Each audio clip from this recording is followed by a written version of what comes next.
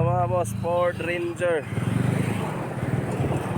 sa 2.2. May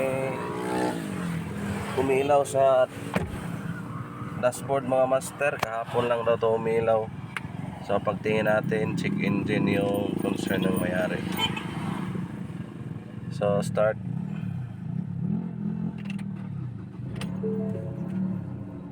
Ayan. So nakalutang yung check engine mga boss. So nasa daan tayo ngayon. Ayan o, sa may petrol ng Kapatagan. So pinatakbo ko mga boss, medyo okay naman siya. Hindi naman talaga siya masyadong napiktuhan sa check engine, pero parang duda ko dito yung turbo boost yung problema. Pero iscan muna natin mga boss para malaman natin talaga yung problema. Okay naman siya.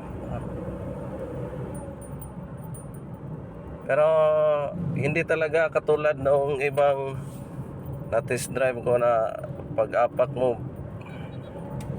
talagang may diferensya konti lang.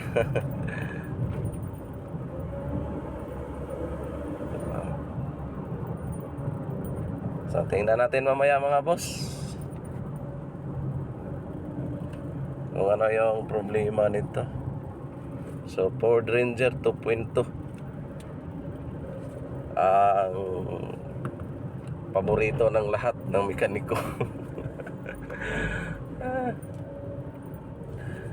So ang hirap kasi nito mga boss sa programming.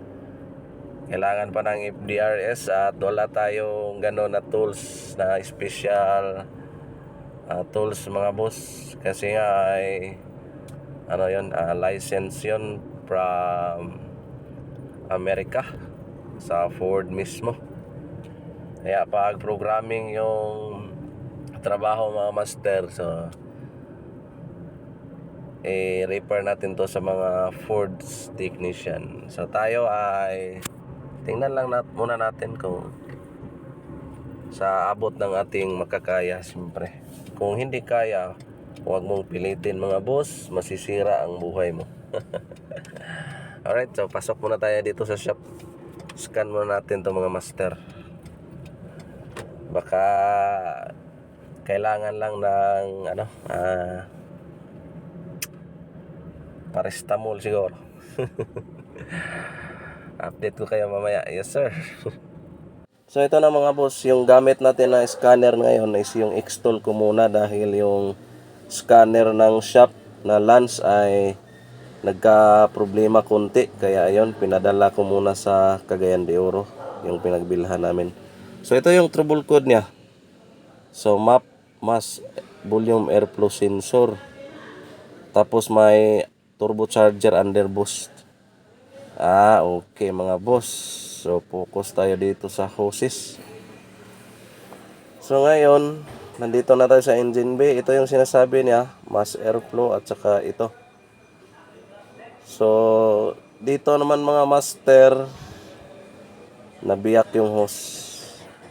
Kaya may trouble code na turbocharger underboost. So common issue to mga Ford Ranger mga boss.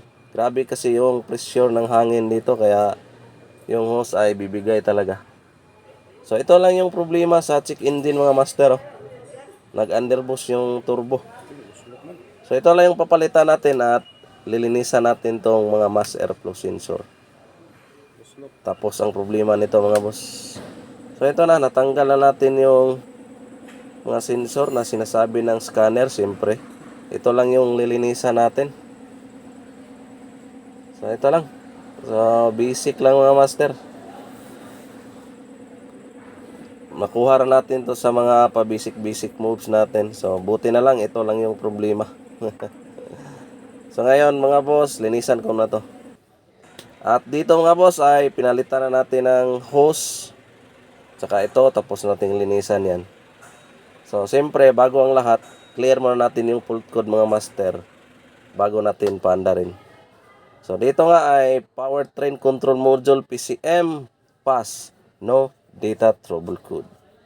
Alright, so malalaman natin to mamaya mga master pag andar na yung makina. Tapos siyempre test drive natin. So ngayon mga boss, pagkatapos nating palitan ng intercooler hose papuntang throttle body at nilinisan natin yung mga mass airflow. So siyempre bago natin start, nireset muna natin gamit yung scanner at yun nga, nabura siya lahat. Ngayon on, start. Ayun. Yan na.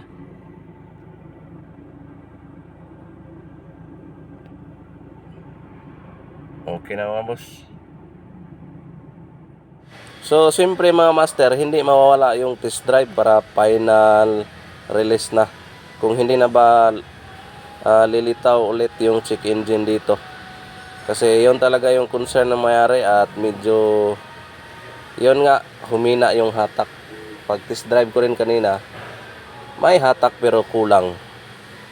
So hanggang dito na lang yung video natin mga master at maraming salamat sa pagsubaybay kahit mga basic tutorial lang yung ginagawa natin. Dahil hindi tayo katulad ng iba mga boss na napaka-expert sa lahat. Dahil yun nga, dati na ang sinabi ko, yung knowledge natin ay kontrolado lamang, hindi enough. Katulad ng automatic transmission. So, hindi tayo marunong mag-rebuild. Wala tayong experience dyan.